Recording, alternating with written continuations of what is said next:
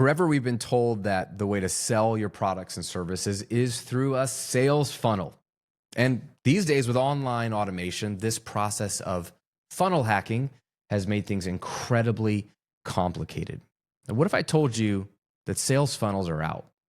What if I told you that the key to converting a prospect into a customer these days is much simpler? Well, today I'm going to share with you a better way to think about selling and give you 7 ways to implement this concept in your business.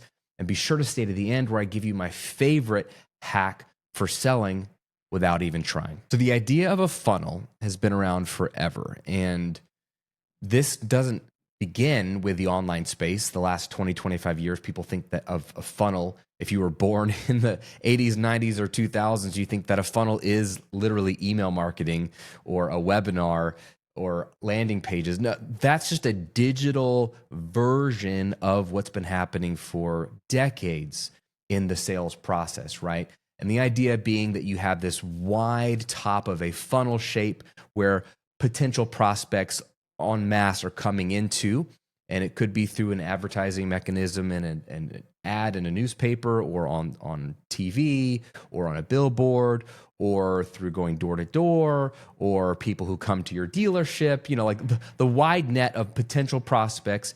And then you take them through a process of narrowing down from wide to the bottom of the funnel where you actually can convert them into a customer. And there's generally a process, and everyone's process is different, but you're trying to figure out what their needs are, sell them on what you do, build rapport. There's all these different methods. And so all we've done in the last 20, 30 years is take the physical process of selling and putting people through a sales pipeline or funnel into the digital space. And that has looked a lot like meeting people where they are online, getting them to opt into some kind of email sequence or come to a live webinar. And what I want to talk about specifically is what has gone wrong with sales funnels and how focusing on building out the right sales funnel is leading you astray and also making it harder on yourself.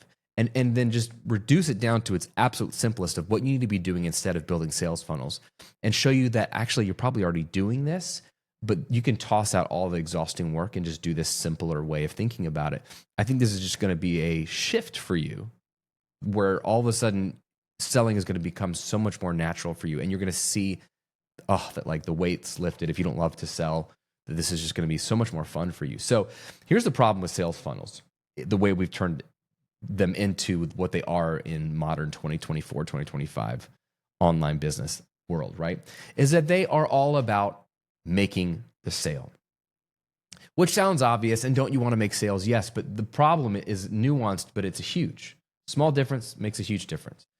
If the sales funnel is all about making a sale, well, then you're going to use whatever tactic is necessary to make the sale, which isn't always great because 2 things might happen. 1, you could ruin your reputation, or 2, you could make the sale and then eventually ruin your reputation. So you might get what you want initially, the sale, short-term, but long-term, you ruin the brand image and reputation. It just makes it harder to stay in business for the long term. Even if you are making sales, you have to keep finding brand new people who've never interacted with you before. And it just feels icky, right? So there's that. Maybe that doesn't bother you. And some people, it doesn't bother them. And unfortunately, the people that it doesn't bother them can make a lot of sales because they don't care. It's just working. And their only problem is they have to keep finding tons of new people to sell to and just hope that people don't mind the icky feeling, right? So maybe that's not a problem for you. Okay, put that aside. Here's another problem with sales funnels is they create complex hoops for your prospects to jump through. Unnecessary hoops. And I think there is some holdover from the dark ages of the internet where people weren't used to buying things on the internet. I mean, you have to remember, this is crazy, especially if you're young, that even though the internet has been around for 30, 40 years, it took until the early to mid 2010s for most people to feel very comfortable buying things online, especially non-tangible physical things. So your coaching, your course, your community, your templates, your mastermind, whatever it is, it was just weird. And people were expecting a physical product. And so to sell online, especially selling something digital, we had to create all these hoops for people to jump to to get them to really believe that they were buying something substantial, which they are, and get them to feel comfortable. And so I think we've gotten used to all these complex, segmentation, automations, click this, then do this. If they do this, then we'll do this, then we'll do that. And it's like this long, complex journey that I think these days we don't need to bring people through. I think people know what they're getting. I think people are making buying decisions faster than ever before.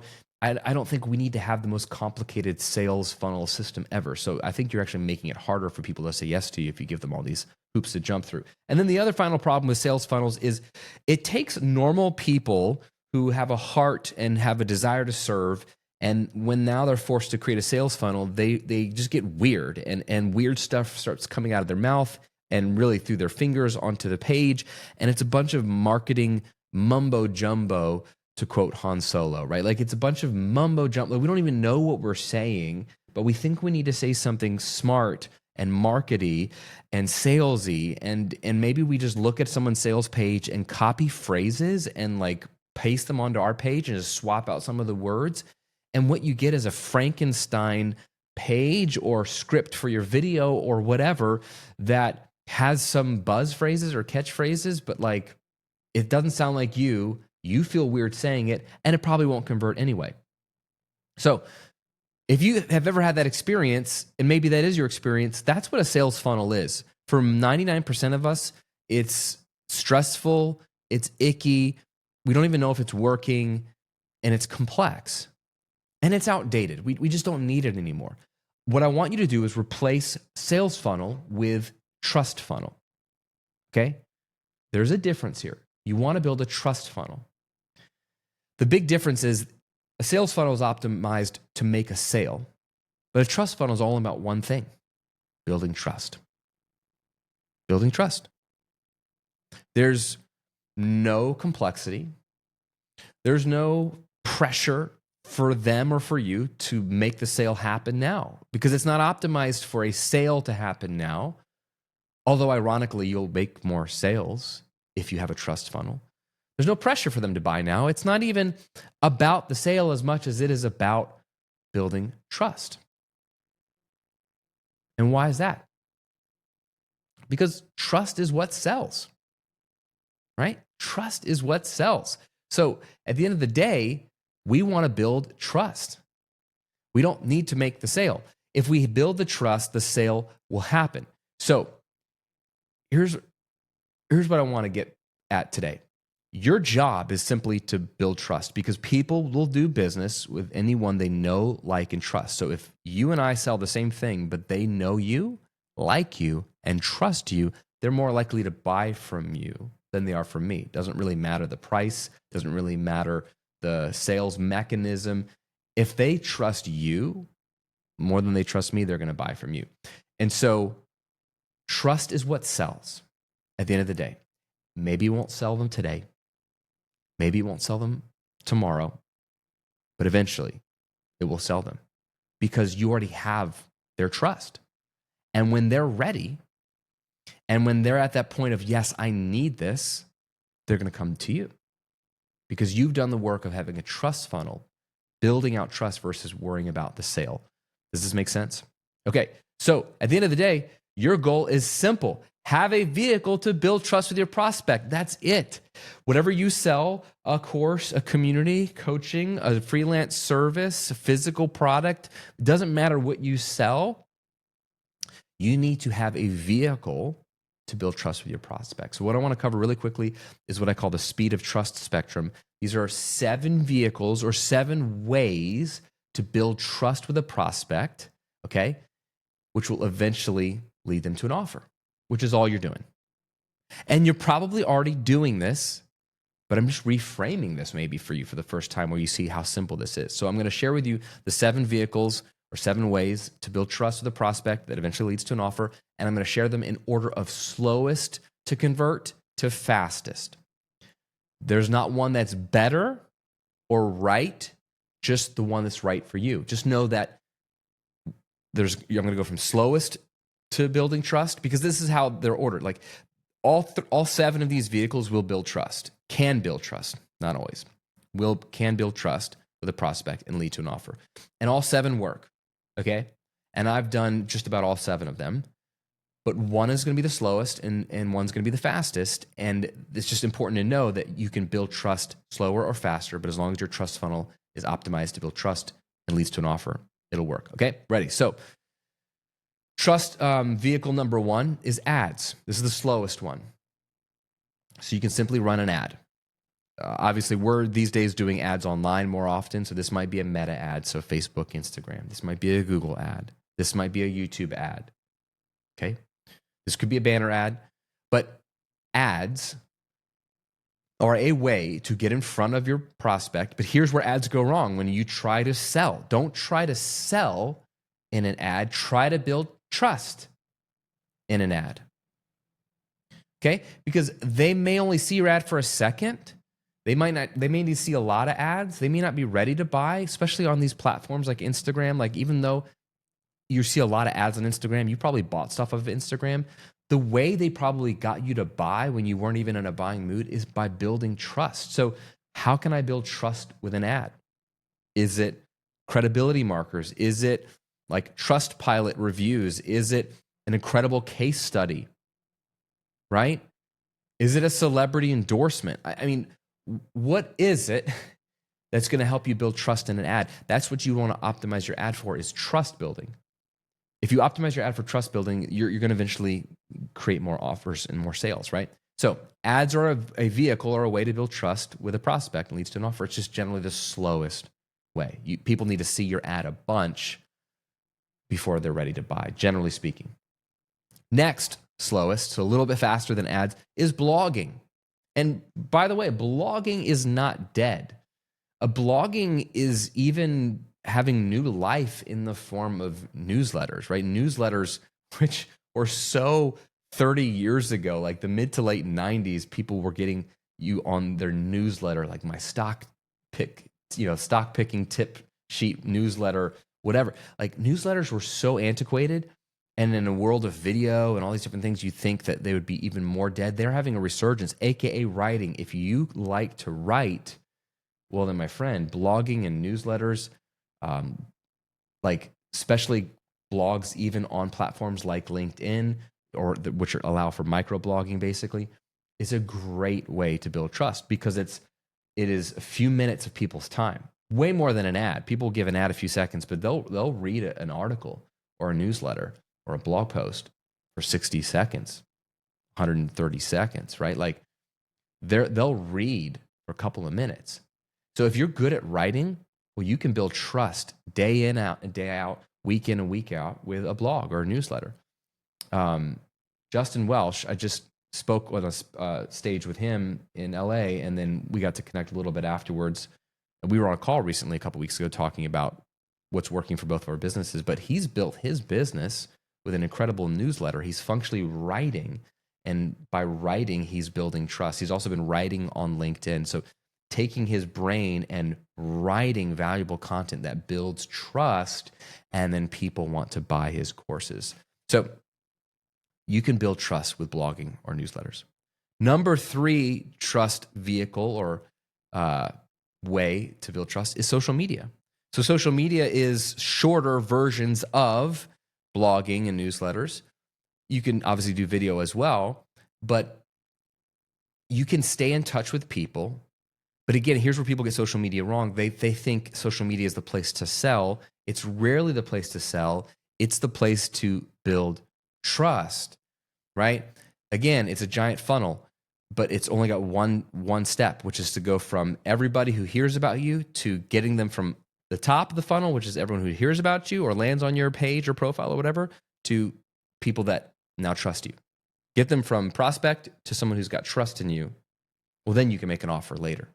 But you can totally build trust with social media. You can do this by posting regularly. You can do this by going live. You can do this through your stories, through Reels, through TikTok, through literally writing posts. Like, there's really no wrong. Everything works. It all works. But just optimize your posting and your content for trust building. Think about your prospect. What would get them to trust you more? This is why you see me do a lot of educational content for free, that gets people a leg up in their business, right? And is countercultural and counterintuitive to what all the other business gurus are saying, because I want to differentiate myself from everybody else and show them that, hey, trust Graham if you want to build a more effortless business, if you want to build a business that you're not going to burn out from, if you want to build a business that's like low taxing on your time and your health and your sanity so that you can actually have a family, have a spouse, have a community, serve in your church, have a hobby, have sleep rhythms, right? So I'm going to build trust by sharing this counterintuitive stuff over and over again on social media. So social media is a great platform. It's faster for trust building than blogging, I think, and it's faster than trust building than ads. All right, next would be a podcast, right? So podcasting it's funny. People say, well, I don't have a huge audience on podcast or my podcast. I don't get a ton of downloads. This is not the point. The point isn't to have a huge audience. The point is to build trust fast. So like a fast way to build trust is to speak in somebody's ear for 30 to 45 minutes. Heck, some of the longer, bigger podcasts are 2 to 3 hours. Joe Rogan, Tim Ferriss, right? Like if you have someone's attention for an hour or 2 hours and they're listening to you while they're driving or doing their dishes or sitting in car line, picking up their kids from school, dude, you build trust mega fast. I don't care if you only have 100 people listening to that episode. You build trust with like 80 to 90 of those 100 people really fast. Then if you put an offer in front of them, they're going to buy because they really have spent time with you, right? So podcasting is huge for trust building. So that's why you don't want to think about size. You want to think about trust. Like how can I build trust the fastest and the deepest? So podcasting is a great platform. A step up from podcasting is long form video.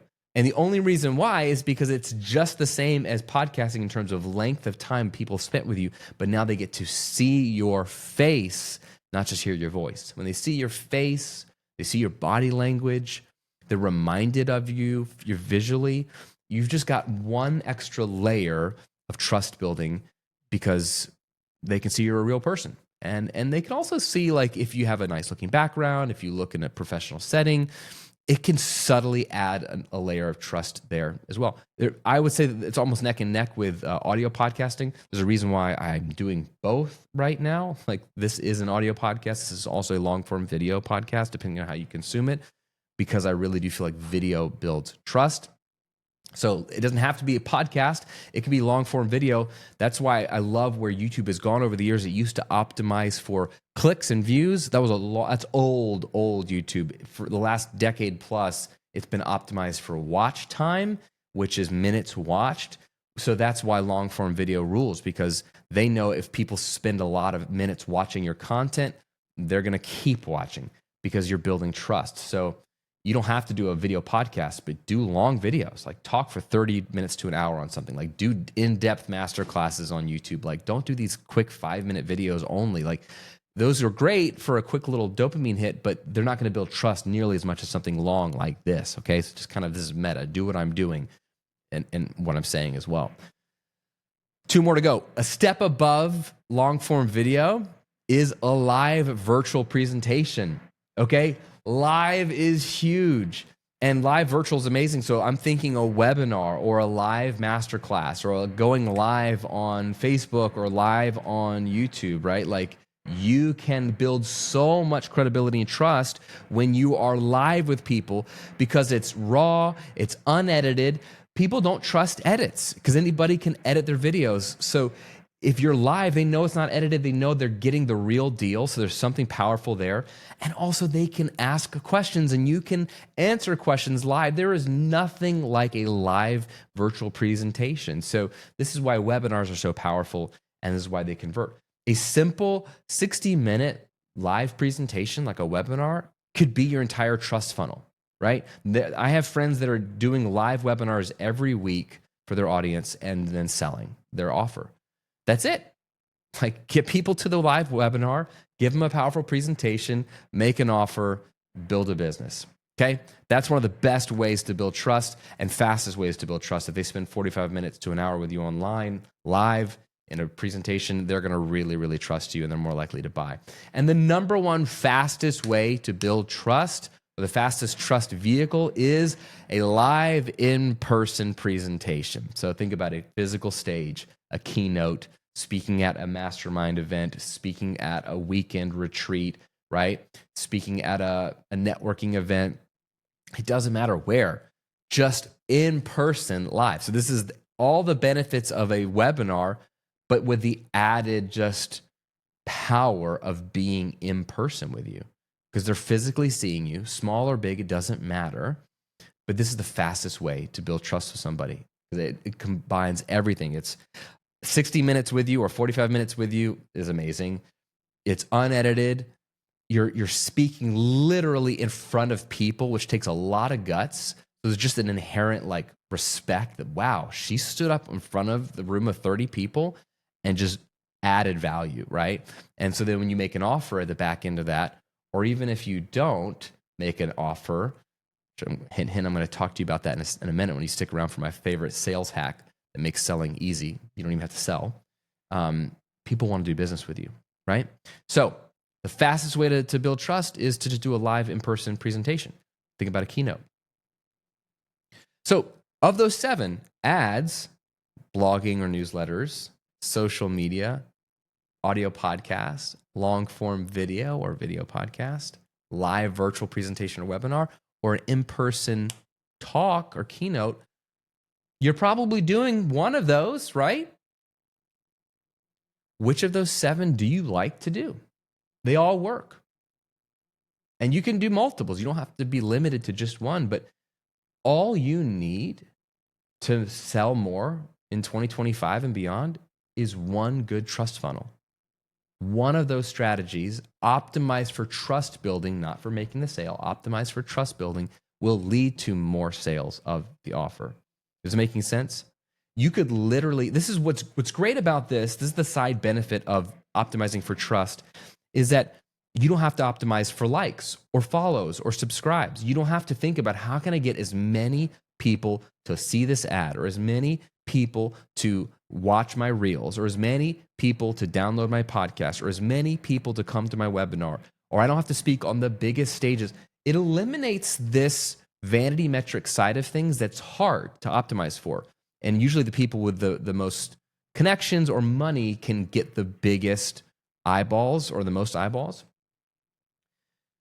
It takes away all of that because you realize, man, if I can build trust, like I could go to a room all the way across the country and speak to only 50 people and think, man, why did I fly physically away from my family to a room where only 50 people are going to hear me when I could just post an episode of my show and have thousands of people hear it, watch it, engage with it, right? And never have to leave my house.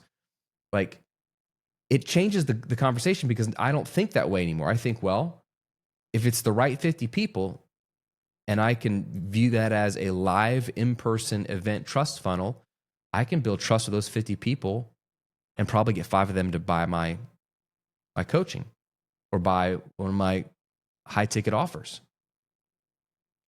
And that could be worth tens of thousands of dollars, if not hundreds of thousands of dollars. Because you realize I don't need a lot of people. I just need to build trust with the people in front of me because I'm looking for customers. I'm not looking for fans, right? And you don't need a ton of customers to make a great living. Fans, that's an insatiable need. So you can kind of see the beauty of this is you don't have to have the biggest podcast audience. But if it's the right people and you're building trust with them, you can make an offer in every single episode and people are going to buy. Is something shifting for you? I hope so. You're probably doing one of these 7, but just optimize it for trust building, not for sales, not for complexity, not for hoops for them to jump through. So you can be like, wow, look at my whole funnel where they click on this. And then if they've watched 5 minutes of this, it sends them this, message. And then if they do this, like that's great. If there's a purpose, which is ultimately for building trust. And if it helps you build trust faster, but it can be so much simpler than that. Now, what I want to do to end today briefly is just share with you my favorite hack for selling without even trying. Because I think this will apply to any one of those trust vehicles: ads, blogging, social media, podcasting, long form video, live virtual presentations, in-person presentations, right? You ready for it? It's so simple. Embed stories of your client's transformation everywhere you can. Embed stories of your client's transformation everywhere you can. It's funny, let's think about a webinar, for example, because that's a vehicle that a lot of my people are familiar with. I'll have a client or a student or a group of people say, yes, I have a webinar, I want to do a webinar, I believe that webinars are powerful, and I'm good with the content side of the webinar, but when it gets to that moment where I have to transition to the pitch, I get so nervous. And the reason they get nervous is because they don't feel like they're a great salesperson. They don't like to ask for money. They're afraid people are going to get like frustrated, like, oh, this is a bait and switch. I thought you were just going to add value, whatever. There's a lot of fears, and most of them are unfounded. But the big problem is they have a misconception. They believe that the sale is happening in the pitch, air quote. If you're doing your job right, the sales happen long before the pitch. In fact, I want you to get rid of the pitch as part of your vocabulary. Replace that with just the point in your presentation where you call them to take action. Give them the next step. And that next step might be your offer. No, the sale has probably happened long before that if you've done your job. And by do your job, I mean you've embedded stories, or at least one good story, of your client's transformation in the presentation somewhere. So I'll do this by talking about some of my favorite students. And I'll talk about their pain point when they came to me. And I'll talk about what we worked on. And I'll share their success and what they're doing now. And I'll share it real casually.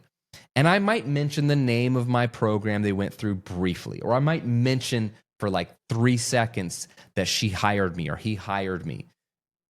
Right? But then I quickly move on to what did we do together?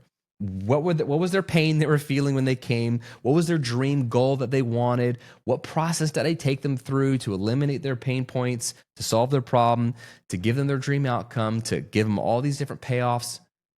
Well, what's happening when I'm telling that story? Well, one, I'm telling a story, so it's very natural. I'm not selling you anything.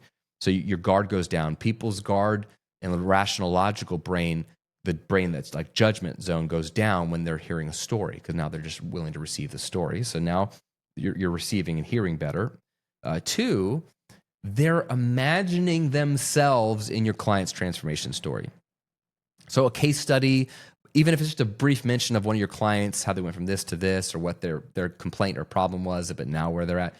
When we hear a story of someone's transformation, if it's one that lines up with our own pain point and problem or season of life, we want to project ourselves naturally. We do project ourselves naturally into that story and say, wow, I wonder if I could have that transformation. And this is happening quickly at a subconscious level, but it's a beautiful thing because you're not even asking them to work with you or buy your product. You're talking about someone else, but they can't help but put themselves in the client's shoes. And if you don't have clients yet, that transformation story could be your own. Just share your own story.